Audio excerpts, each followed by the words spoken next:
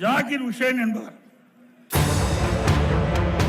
அவர் ரமலான் தொழுகை முடிச்சிட்டு இன்னைக்கு வீதியில் நடந்துட்டு இருக்கும்போது சிலர் வெட்டி கொல்லப்பட்டார்.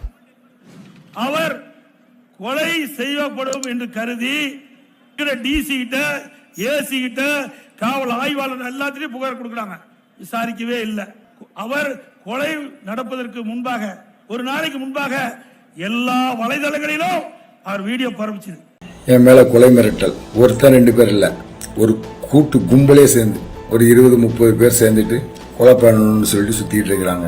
என்னை 20 பேர் திட்டமிட்டு கொலை செய்ய முயற்சிக்கிறாங்க, எனக்கு பாதுகாப்பு வேணும் அப்படின்னு வலைதளத்தில் அவர் பேட்டி கொடுக்கிறார். உயிருக்கு ஆபத்து, இன்னாரால் கொலை செய்யப்பட்டு விடுவேன். திரு ஸ்டாலின் முதலமைச்சர்களை காப்பாற்றுங்க. மாண்புமிகு தமிழக முதல்வர் அவர்களுக்கு வணக்கம். இந்த அரசாங்கம் காப்பாற்றுன்னு கோரிக்கை வச்சார். கோரிக்கை வைக்காத காரணத்துல, கோரிக்கையை நிறைவேற்றாத காரணத்துல, கண்டுகொள்ளாத காரணத்தினால அவர் கொல்லப்படுகிறார். இப்படி சட்ட ஒழுங்கு மோசமாக இருப்பதற்கு தான் காரணம். நீ எங்க சிறுபான்மை மக்களை பாதுகாத்த?